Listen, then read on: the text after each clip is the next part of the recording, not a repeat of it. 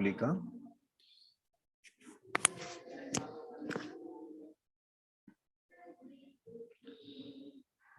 ओम शांति।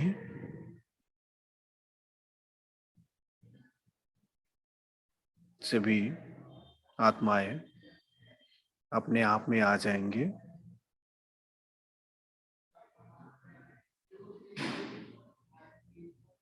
अभी हम रेडी होंगे।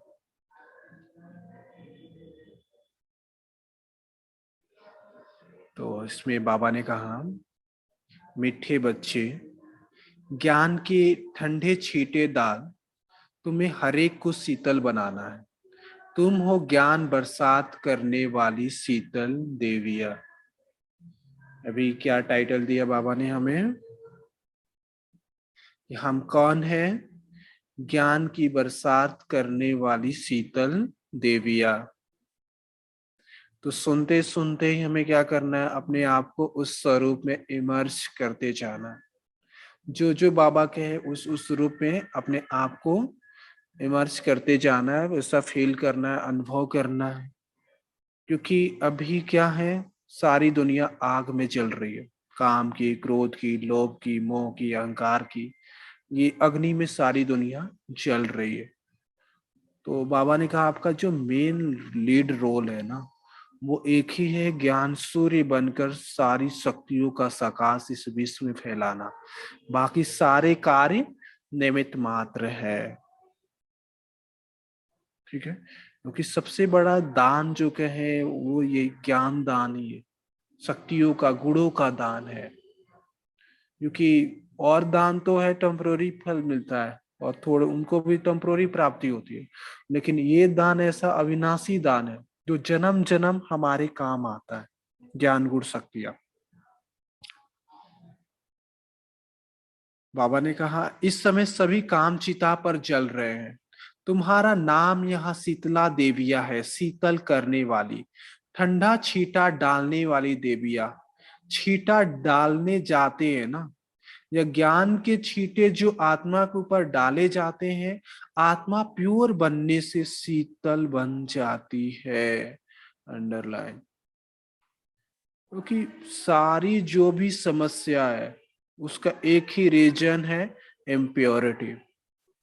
प्योरिटी का डिफिनेशन बाबा ने था, तन भी स्वच्छ हो, मन स्वच्छ हो, संबंध संपर्क स्वच्छ हो, धन स्वच्छ हो। ठीक है, तो स्वच्छता लानी अपने अंदर। स्वच्छता ही क्या? पवित्रता है। और जहाँ पवित्रता है वहां ज्ञान गुण शक्तियां सुख शांति सब कुछ भागे भागे आते।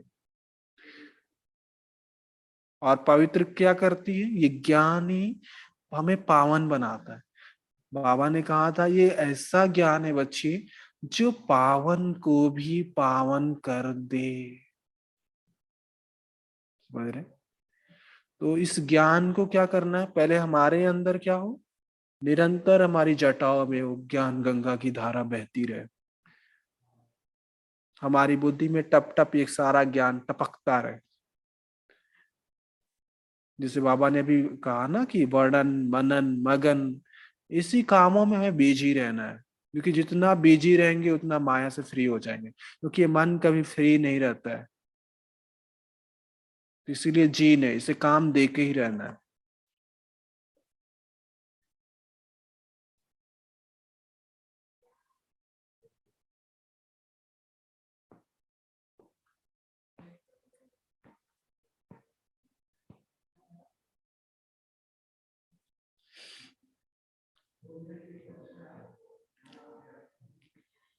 फिर बाबा ने कहा, शिव बाबा यह माया को वश करने का वशीकरण मंत्र देते हैं। कहते हैं तुम अपने परम पिता परमात्मा शिव को याद करो, बुद्धि का योग उनके साथ लगाओ। अभी तुम्हारा बुद्धि योग पुराने घर की तरफ नहीं जाना चाहिए। बुद्धि योग बाप के साथ लटका रहना चाहिए, क्योंकि तुम सबको मेरे पास आना है। मैं पंडा बन आया हूं तुमको ले चलने। यह शिव शक्ति सेना है, तुम हो शिव से शक्ति लेने वाले। हम सब कौन है? कौन है हम सब? हम सब हैं शिव शक्ति, और शिव शक्ति क्या नहीं कर सकती है, इस लेकिन ये शक्ति शिव के बिना अधूरी है। तो शिव शक्ति क्या है, कंबाइंड रूप है। तो हमें अपने बुद्धि को क्या करना है, उस परमात्मा को अपने घर के साथ जोड़ के रखना है, क्योंकि कहाँ जाना है, अब हमें घर जाना है। तो जहां जाना होता है उसके अकॉर्डिंग तैयारी होती है। तो कैसे जाना है हमें, क्या ऐसे ही जाना है, बाबा का साथी बन के जाना है या बाराती बन के जाना है, चॉइस आपकी है। अगर साथी बन के जाना है तो कैसा, साथी के जैसा बनना होगा ना। तो बाबा क्या है, लाइट है, सारे ज्ञान गुण शक्तियों का सागर है, तो हमें भी उसका मास्टर सागर बनना होगा।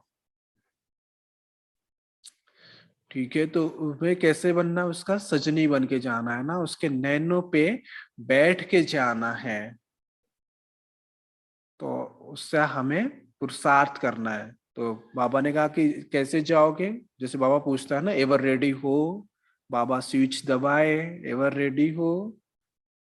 ठीक है, तो एवर रेडी माना क्या, सर्व बातों में संपन्न और संपूर्ण। क्योंकि बाबा ने कहा जब तक आप संपन्न और संपूर्ण नहीं बनेंगे, अपने ब्राह्मणपन के कर्तव्य को पूरा नहीं करेंगे, तब तक आप घर नहीं जा सकते। क्योंकि हमारे ऊपर रिस्पॉन्सिबिलिटी है ना, एक आत्मा मिनिमम 1 करोड़ में से चुन के आती है, तो उस पे 1 करोड़ की जिम्मेवारी रहती है। तो जब तक हम वो सारी जिम्मेवारी अपनी पूरी नहीं करते, हम नहीं जा सकते। ठीक है, तो इसके लिए क्या करना है, बस जो बाबा ने कहा, बस मुझे याद करो, क्योंकि सारा जो भी आधार हो याद में सब कुछ समाया हुआ है।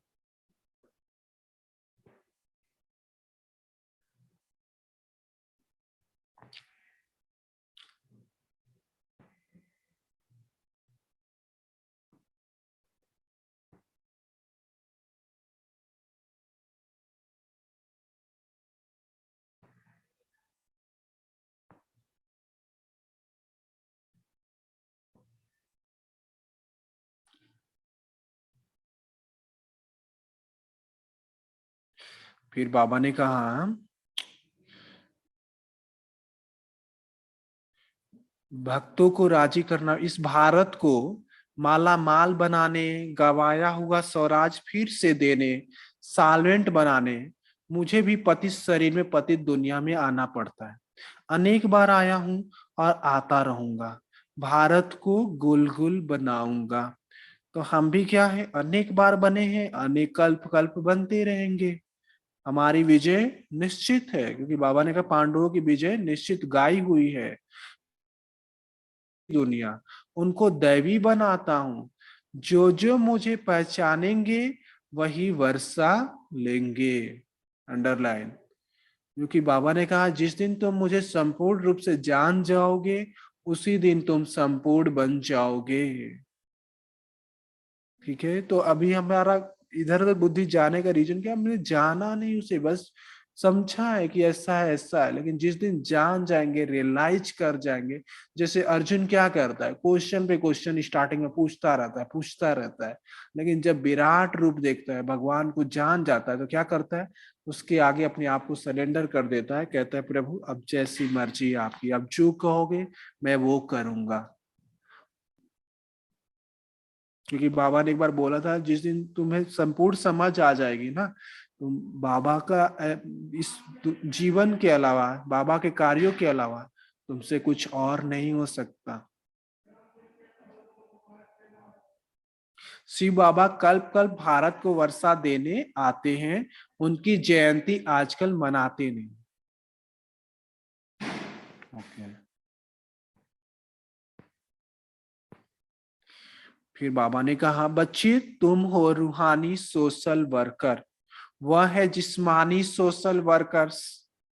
तुम रूह को इंजेक्शन लगाते हो कि रूह प्योर बन जाए, बाकी तो सब जिस्मानी सेवा करते हैं। बाप बैठ समझाते हैं कितना फर्क है, तुम गॉड को याद कर गॉड गॉडेज बन रहे हो। भगवान खुद कहते हैं, लाडले बच्चे मैं तुम्हारा गुलाम बनकर आया हूं, अब मैं जो कहता हूं सो मानो। उसको श्रीमद् भागवत कहते हैं, ऊंची ते ऊंच वह है। ठीक है, तो देखो बाबा कितना ना निरहंकारी है। भक्ति मार्ग में हम उसको कहते आए कि मैं तेरा गुलाम, मैं तेरा गुलाम। अब भगवान आया है, क्या कहता है कि मैं आपका गुलाम बन गया हूँ। तो ये हमें अंडरलाइन करके रखना है, हम सेवाधारी नहीं है। कौन से सेवाधारी हैं? रूहानी सेवाधारी हैं। और बाबा ने क्या कहा? रूहों को इंजेक्शन लगाने, क्योंकि सभी आत्माएं क्या हो गई? मुर्दा बन गई है। क्योंकि आत्मा तो अजर अमर अविनाशी है, लेकिन ये पांच विकार मार मार करके हमें मुर्दा बना देते हैं। इसीलिए बाबा क्या कहते हैं? मुर्दों की दुनिया, सब मरे पड़े हैं, क्योंकि मुर्दे के पीछे है ना। इसीलिए क्या इंजेक्शन, इंजेक्शन क्या है? बाबा ने एक बार बोला था, मन मना भाव मध्य जी भाव, यही इंजेक्शन है। तो ये लगाना है, जिससे आत्माएं क्या हो जाए? मूर्छित से सुरजित बन जाए, उन्हें भी जागृति आ जाए। ठीक है, तो ये सेवा हमें करनी है। और अपना टाइटल याद रखना है कि मैं कौन? मैं हूं रूहानी सोशल वर्कर्स।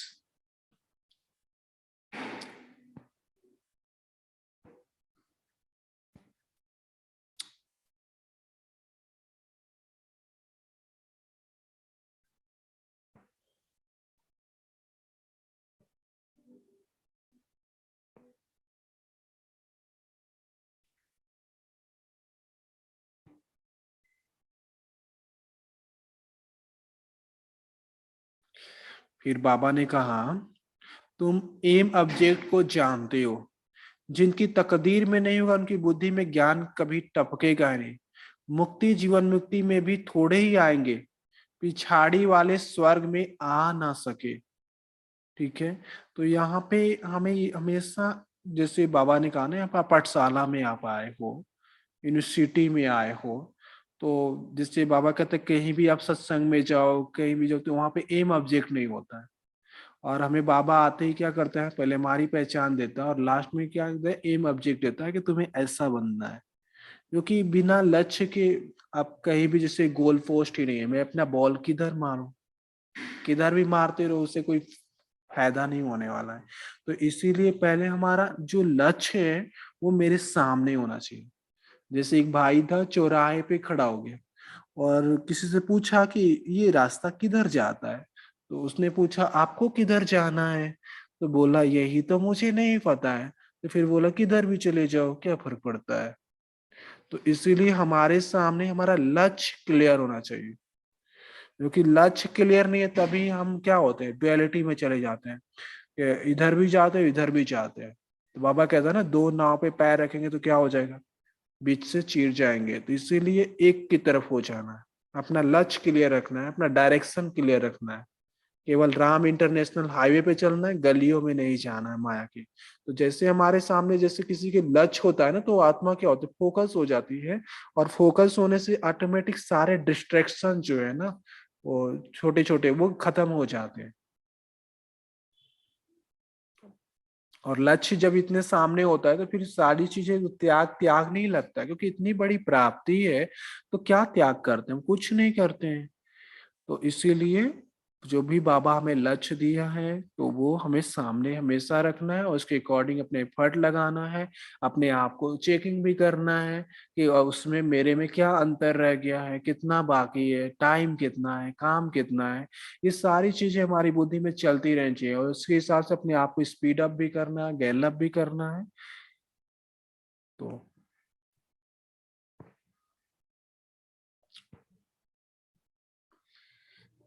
फिर वरदान है, बाबा ने कहा, हर आत्मा से आत्मिक अटूट प्यार रख, स्नेह संपन्न व्यवहार करने वाले सफलता मूर्त भव। हर आत्मा से आत्मिक अटूट प्यार रख, स्नेह संपन्न व्यवहार करने वाले सफलता मूर्त भव। ठीक है, क्योंकि बाबा ने कहा ना कि रियल लव ही क्या है? आत्मिक प्यार। क्योंकि जो देह से होता है वो कोई ना कोई इच्छा से जुड़ा होता है। देहधारियों का प्यार क्या है? झूठा झूठा है। लेकिन आत्मिक प्यार क्या है? रियल प्यार है। और एक स्लोगन भी आता है ना, इंद्रियों का आकर्षण ही सब दुखों का कारण है, और भाई भाई की वृत्ति ही सब दुखों की दवाई है। तो आत्मा आत्मा देखेंगे, जैसे ये प्रैक्टिस हो जाएगी, क्योंकि आत्मा समझ के आप कभी भी गलत नहीं सोच सकते। किसी के बारे में कुछ भी आपके मन में गलत थॉट आएंगे ही नहीं, क्योंकि आत्मा अपनी ओरिजिनलिटी में ही कैसी है, प्योर है, शुद्ध है, डिवाइन है, शांत स्वरूप, प्रेम स्वरूप, आनंद स्वरूप, शक्ति स्वरूप है। तो अपनी जो ओरिजिनलिटी में आ जाता है, ऑटोमेटिक वो दूसरों की भी ओरिजिनलिटी ही देखता है। तो जब आप सबकी विशेषताएं देखने लगते हैं, अपनी विशेषताएं देखने लगते हैं, तो क्या होता है, ऑटोमेटिक स्नेह बढ़ता है, और इससे संगठन मजबूत हो जाता है। तो जो पहला पार्ट है, इसे हमें कूट कूट के पक्का करना है, क्योंकि यही पार्ट हमारा स्टार्टिंग का भी है और अंत का भी है। ठीक है। तो फिर बाबा ने इसे स्पष्ट किया है, जैसे बाप के प्रति अटूट अखंड अटल प्यार है, श्रेष्ठ भावना है, निश्चय है, ऐसे ब्राह्मण आत्माओं से आत्मिक प्यार अटूट और अखंड हो। किसी के कैसे भी संस्कार हो, चलन हो, लेकिन ब्राह्मण आत्माओं का सारे कल्प में अटूट संबंध है। ईश्वरी परिवार है, बाप ने हर आत्मा को चुनकर ईश्वरी परिवार में लाया है। यह स्मृति रहे तो आत्मिक प्यार अटूट होने से स्नेह संपन्न व्यवहार होगा और सहज सफलता मूर्त बन जाएंगे। क्योंकि संगठन में जो भी मेन पेपर आता है ना, वो संबंध संपर्क में ही आता है। तो वो कब आता है, जब देभान में आ जाते हैं, और वो भी क्या देखने लग जाते हैं, कमी कमजोरियां देखने लग जाते हैं। तो क्या होता है कि वो कमी कमजोरी हमारे अंदर आने लगती है, क्योंकि जिस चीज से आप जुड़ जाते हैं ना, वैसा वाइब्रेशन आपके अंदर आने लगता है। लेकिन जैसे ही डिटैचमेंट का आधार ही क्या है, विशेषता है। जैसे आप किसी विशेषता देखोगे ना, तो ऑटोमेटिक डिटैच रहोगे। और ये ध्यान रखना है कि दाता कौन है। किसी में भी कोई भी विशेषताएं क्या है, प्रभु प्रसाद है, और प्रसाद किसी का पर्सनल नहीं होता है। ठीक है। तो जो भी विशेषताएं भी है, कुछ भी है, वो भगवान की देन है। तो ऑटोमेटिक क्या होगा, स्नेह बढ़ता है। और स्नेह क्या है, संगठन किले को मजबूत करता है। फिर इस किले को माया भेद नहीं पाती है। नहीं तो माया क्या करती है, डायरेक्ट नहीं आती, किसी व्यक्ति को आपके सामने लाती है। लगता है ना कि ये मेरे प्रॉब्लम का कारण है, इसके कारण मुझे दुख होता है, इसके कारण मैं आगे नहीं बढ़ पाती, ये मुझे खींचता है। नहीं, बाबा ने कहा ये सब आता भी है तो समझो ये मेरा पेपर है। पेपर समझोगे बच्चे तो पास कर जाओगे। लेकिन भले सबकी विशेषताएं अलग है, गुण अलग है, कर्तव्य अलग है, सब कुछ अलग हो सकता है, लेकिन बाबा ने कहा स्नेह में अंतर नहीं होना चाहिए।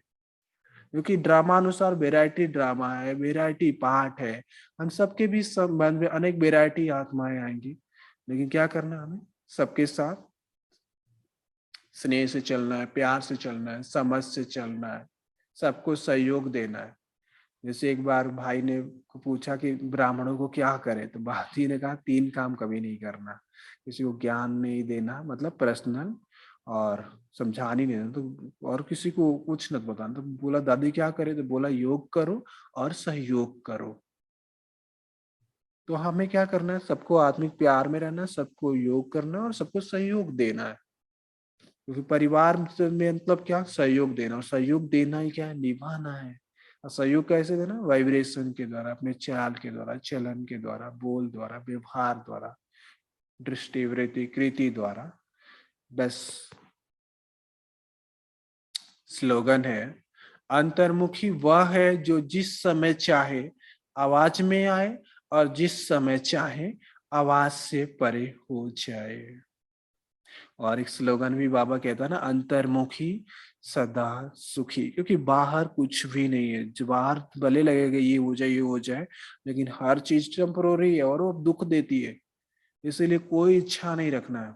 जैसे दादी कहती है, ये नहीं कि दुनिया में छोड़ के आए और यहाँ सब पकड़ लो, नहीं। त्याग माना त्याग। और जो अंतर्मुखता का अभ्यासी होता है, उसे बाहर मुक्ता का रस खींचता नहीं है, क्योंकि उससे पता है कि इस रस में क्या मजा है। अंतर्मुखी जो होता है, अंतर्मुखता का मतलब ही क्या, सेल्फ रियलाइजेशन, गॉड रियलाइजेशन, आत्मचिंतन में रहना, परमात्मा चिंतन में रहना, ये अंतर्मुखता है।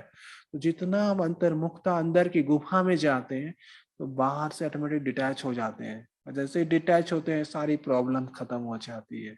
इसीलिए बाहर की चीजों को हमें चेंज करने में नहीं लगना है कि ये बदल जाए, ये बदल जाए, ये ठीक हो जाए, ये सा हो जाए, नहीं। अपने आप अंदर चले जाओ, खुद को चेंज करो, सारी दुनिया चेंज हो जाएगी।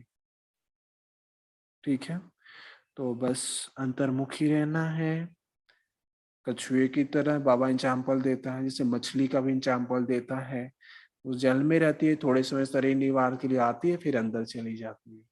उसी तरह बाबा सागर ही हमारा तो संसार है, जितना उसमें डूबे रहेंगे तो सारी समस्याओं से, बाधाओं से क्या रहेंगे, फ्री रहेंगे। अच्छा जी, ओम शांति।